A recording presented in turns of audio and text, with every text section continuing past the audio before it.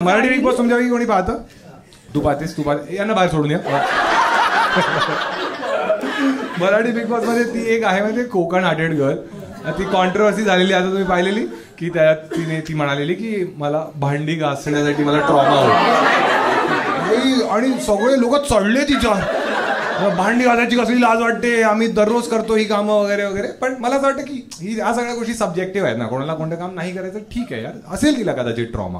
आणि काही लोक तर एकदम एक्स्ट्रीम जाऊन बोलत आहेत की सलमान खान कडून काहीतरी शिक, तो संडास पण धुवायचा. पण जसे कांड सलमानने केले आहेत त्याने संडास धुणं बंद, कारण जेलमध्ये सवय आहे त्याला. कारण ती कोकण हार्टेड गर्ल आहे. आपण फक्त हापूस काढतो, हा तो लोकांचे करिअर काढतो. आपण कोंबडी वडे खातो, तो हरणाचा मांस खातो. कोकणी माणसाला जिंकवण्यासाठी अंकिताला सपोर्ट